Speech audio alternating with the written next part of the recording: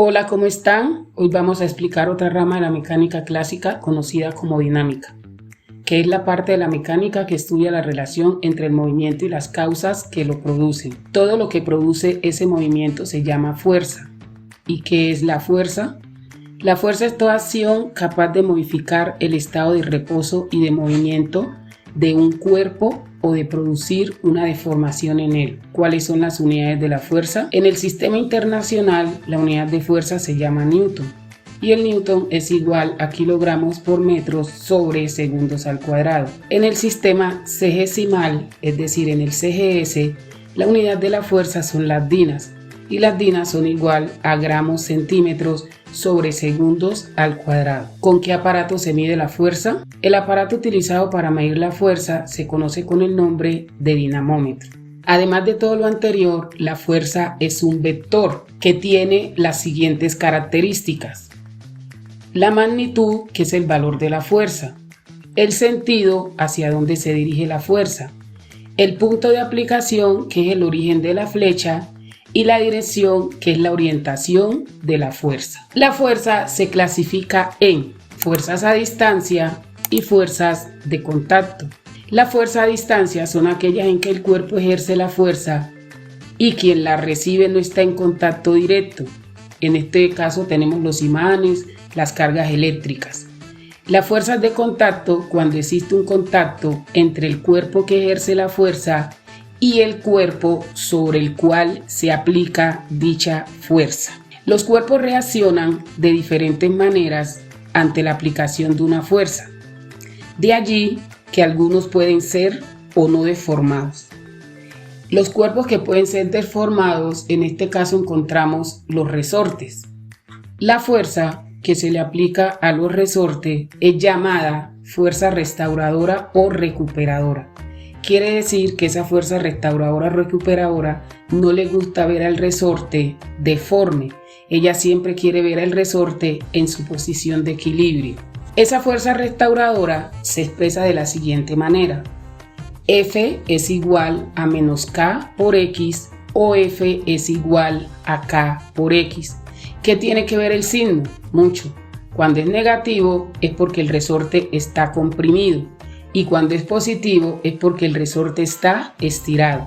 Esta fuerza depende de la constante elástica, que en este caso es K, que depende del material del cual está hecho el resorte.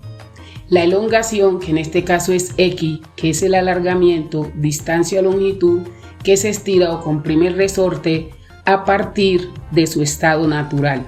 La anterior ecuación se conoce como la ley de Hooke y fue creada por el señor Robert Hooke en el siglo XVII.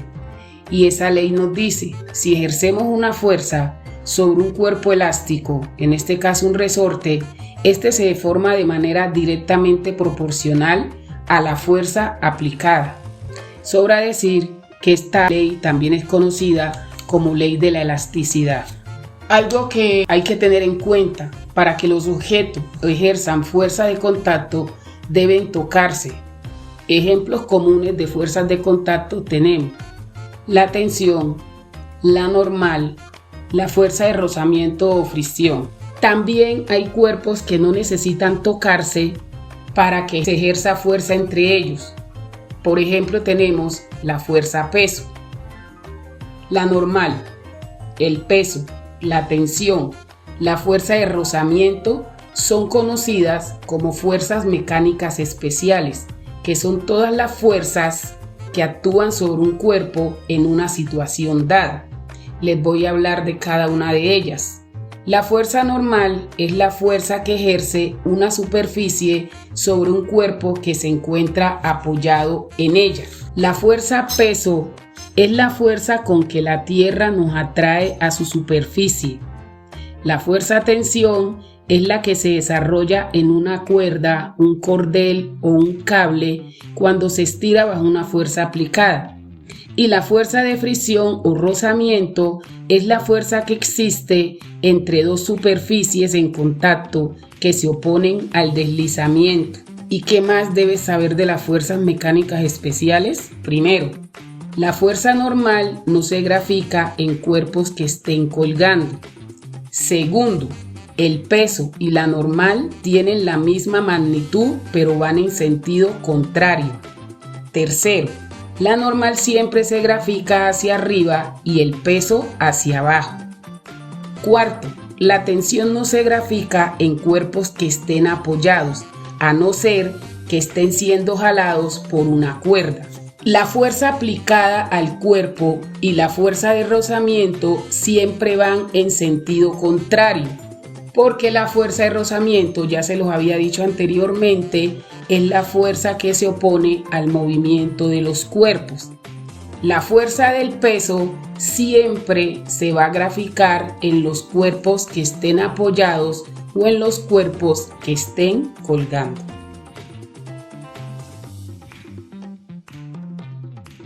Es común que un cuerpo esté sometido a la acción de 2 o más fuerzas.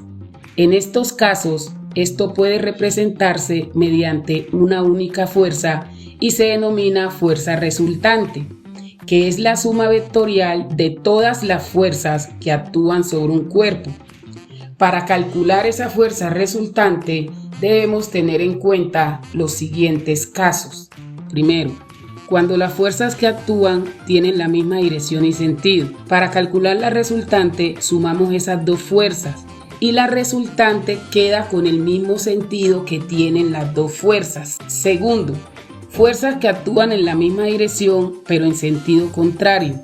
Calculamos la resultante restando estas dos fuerzas, pero la resultante queda con el sentido y dirección de la fuerza mayor. El tercer caso, cuando las dos fuerzas son perpendiculares, es decir, forman un ángulo de 90 grados, la resultante se calcula aplicando la fórmula del teorema de Pitágoras. Cuarto, si las fuerzas no son perpendiculares, es decir, forman un ángulo distinto a 90 grados, aplicamos la siguiente fórmula.